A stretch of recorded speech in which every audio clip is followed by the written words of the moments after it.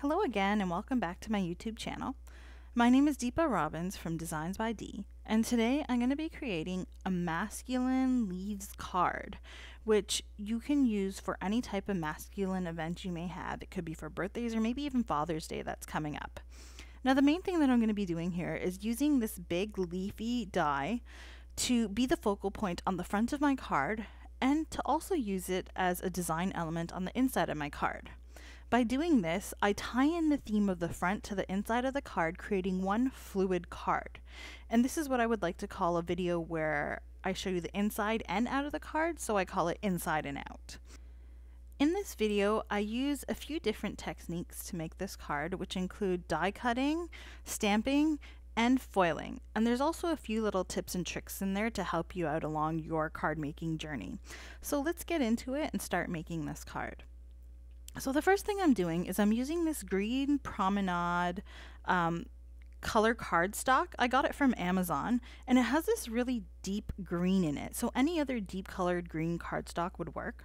Then I'm going to use Spellbinders Curved Glimmer Border and Sentiments Glimmer Kit to create the border on the front of the card. And I'm using this wavy glimmer plate with some of the Spellbinders polished brass foil. Now I keep all my foil separate and I do keep them in the boxes. I just kind of rip off the top so that I can easily just grab them in and out. And this way I keep my foil separated and I know exactly which color I'm using for which thing. This way if you have to refoil or anything like that, you know exactly which foil you need to go back to add to your projects. So here I'm just taping down my glimmer plate with my foil attached to the cardstock, and I've heated up my glimmer system ahead of time. You can see I have the red solid light and green solid light to tell you that the platform is heated enough that I can apply my cardstock and plate. And I've got the spacer pad and the acrylic pad. And I'm going to press the timer button here. Once that light goes solid, then I put it through my die cutting machine to add pressure. And it comes with these nifty little tongs here, I guess, and they have a magnet on it which allows you to pick up that glimmer plate without burning yourself. And then here I'm pulling away the foil, and that's the final effect you get. I'm showing you the little pieces or the little areas where there's a bit of overfoiling, but don't worry too much about that because we can fix that a bit later on. I'll get to it soon.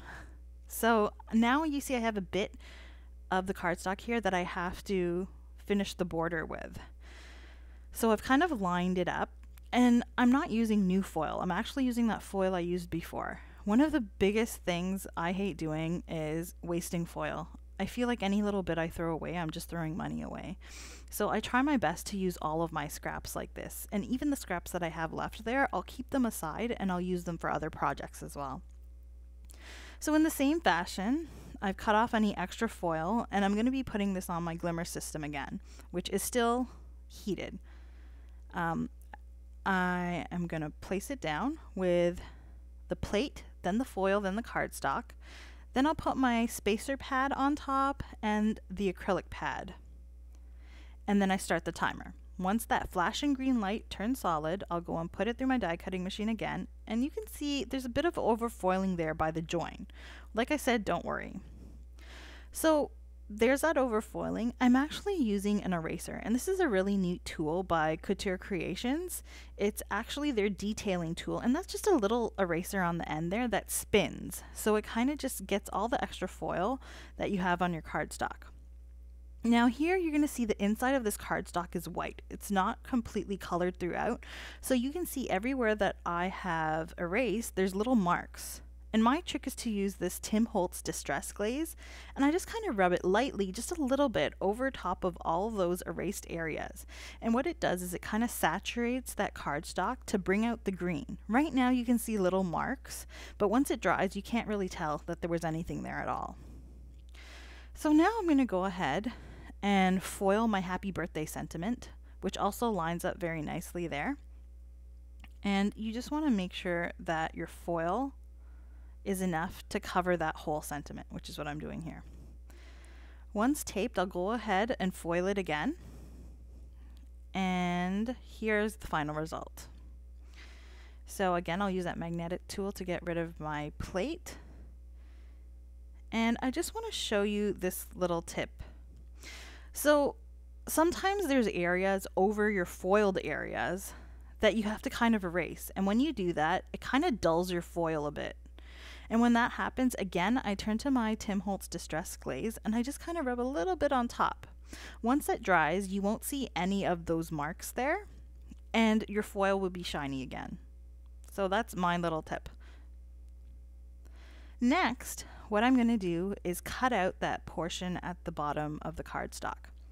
Now, just so you know, this is a 5x7 piece of cardstock, so my card is going to be 5x7, and that's why I did have to do the end of it, so I had to kind of cut half of it and then cut the other end and line it up at the edge. So again, you can see I have like a bit of imperfection. I have a bit of a line because I put it through my die cutting machine with the cutting pad halfway on and off, and I also have that overfoiling. We'll deal with that right now. So I'm using this Altenew Leaf Canopy stamp set with some of the Altenew Hunter Green ink, and I'm just going to apply this to the canopy leaf, the biggest one there. And this little outline leafy image is going to create a bit of a background, a tone-on-tone monochromatic background. And that extra bit of stamping is what's going to hide all your little imperfections on that green panel there.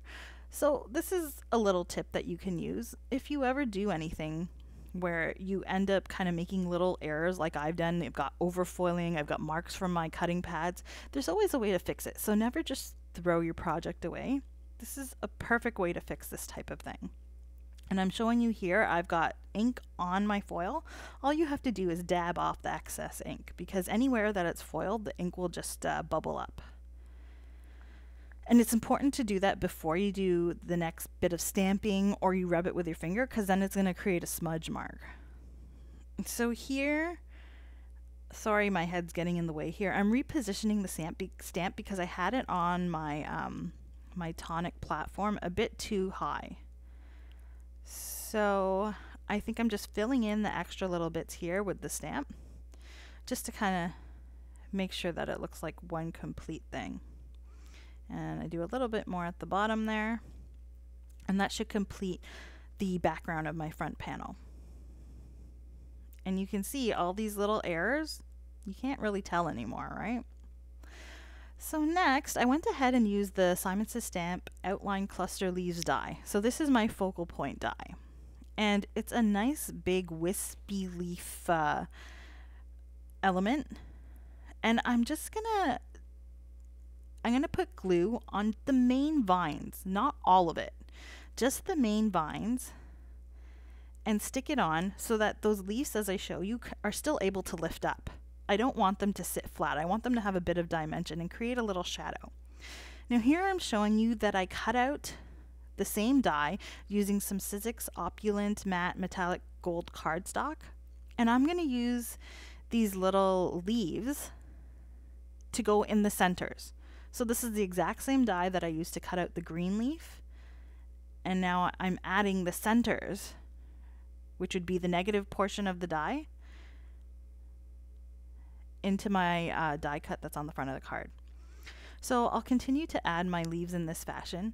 And the main thing I want to point out is I'm doing this very imperfectly. I'm not making the leaves line up with the outline at all. I want them a little off-centered because the outline of the leaves are lifted a bit. So this creates like a really nice sort of different effect that's not 100% perfect, which adds to the creativeness of it, I think at least.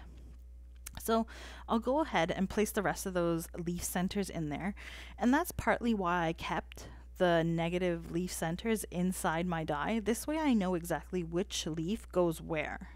Now you could also take them all out and just kind of figure it out, because I have done that as well, but it really just depends on what works for you. So again, I'll just go ahead and place those little leaves in there. And I want to add that I didn't really waste anything here. So I did cut off a portion at the top of that leaf die cut, but then that same portion I sort of added onto the side of the card here. That's always a fun trick to make sure that you're not really wasting your supplies. And it also adds to the card. It just makes it look a bit better. because now I have those leaves coming out of both sides. Now I'm going to start on the inside of my card using this Altenew Say It With Love stamp set. I really love these for inside sentiments because they have a lot of neat little sayings. So here I'm using, this is actually for the Misty. This is the Creative Corners ruler, and I'm using it to line up my stamp set in the middle of the center of my cardstock here. And I'm going to pick it up, and I'm going to do something a little different. So if you look at this stamp, it's got text that's in type and then in cursive writing. I want to make my cursive writing a different color than the text. And so I'm using washi tape to do this. It takes a little bit more time, but the results are really nice. So I just kind of use this washi tape to cover up the cursive text, first of all. And I'm going to make sure that I'm only covering up that text and nothing else. Once I'm done, I'll use my VersaFine Clear Nocturne black ink and ink up all of the typed text. Now, important, take your washi tape off after you've inked up the stamp and just do a double check to make sure, like I can see here that there's a little bit of black ink on a bit of that cursive writing, so I'm just kind of using my nail to take off the extra ink. And then I stamp it down here, and as I'm going to show you, you'll see that only the typed text is stamped in black. So now what I'll do is I'll heat set that because this is VersaFine Clear ink, so it does tend to stay wet a bit longer. And the last thing I want to do is smudge what I've just stamped. So I make sure to heat set that, and I clean my stamp really well. And then I go ahead, and now I'm going to use that washi tape all over that texted area that's in type. And I'm going to leave the area that has cursive writing open for stamping in a different color. So I'll go ahead and do this. And when I'm done, I'll take some VersaFine Clear Rainforest ink, and I'm going to use that to ink up the handwriting portions. And in the same manner, I'll ink it up and take off all of that washi tape, do kind of a double check from the front of my stamp positioner to make sure I've only got the right parts inked, and then I'll stamp. So you can see here that the final product is really cool because now I've tied in that green ink with the front of the card as well. And I think it just makes it look really nice. So this is a way you can use your stamps that you currently have to sort of jazz up your sentiments. Now I have the die cut outline. This is the same cardstock that I used on the front of the card. So again, I'm not wasting anything that I've cut out. So I'm going to stick this on here on the inside. And again, what I'll do is I'm just going to glue, actually I think for this one I glued down the whole thing. Because it is the inside of the card, I do want it to sit flat, especially if I'm going to be mailing it. So I attached it and I cut off that little portion. And again, I'll take that little portion and I'll attach it to the bottom half of the card to kind of add some more interest. So I didn't waste any of that die cut. So the next thing that I'm going to do is I'm going to take all of these leafy green centers, and I'm not going to add them into every little leaf section. I'm just going to do it to some of them. And I'm using my Simon Says Stamp Craft Tacky glue for this. And I'm just going to go ahead and just put these leaves that I've got there in and attach them to the card. So these again are the same leaves that I cut out of the outline from the front of the card. So I'm not wasting a thing. And even the extra leaves that I didn't put in there, I'm going to end up using those as well. So this looks nice as it is, but I thought it would look a bit nicer if it looked a bit different from the card front. So I added the rest of the extra leaves around the outline to kind of make a bigger bush and fill up a bit more of the space on the inside of the card. Now I'll go back to the front. So I'm using some really strong tape, Be Creative tape here, to stick my front onto the front of the card base. And I also use some Tombow mono adhesive just in the center to make sure the whole thing's stuck down nice and good. So I'll line it up with the center of my card and put it down. And I still have that one little leaf there, right? That's hanging over on the white portion. And I'll go ahead and add that last leaf there just to complete this. And once again, I have to add my embellishments. This is from PinkFresh Studios. It's the Jewels mix. I think I've said it's from Studio Katya before, but I do have to correct that. It's PinkFresh Studios. And I'm going to be using these kind of champagne-y colored jewels because they kind of match the gold cardstock in a more like subtle tone. This also I find helps. I use some washi tape to kind of stick my card together so that it's easier for me to add these embellishments. And I know a lot of people kind of place the embellishments around and then they'll pick them up and place them down with glue, but sometimes when I'm really lazy, like I was here, I just put the glue wherever and put the jewels down and just hope that they're in a nice spot, which is exactly what I'm doing here. So I'll add those last 2 gems here, or I think I have one more. And I'll remove the tape here so you can see the final product. And that's what you end up with. A nice card front and center, and I think it's masculine enough to give to a guy. So if you liked my video, please go ahead and give me a thumbs up. You might want to subscribe to my channel because I guarantee you I've got some more of these cards coming your way. And if you have a chance, please check out my blog. There's a bunch of other ideas. I don't always do videos, so I do have some actual written blog posts and other card ideas that you might want to look at. And I'm also going to post a couple videos here that you might want to check out as well. So I hope you picked up something from this video and it inspired you in some which way or form. And I hope to see you again. Thanks and bye.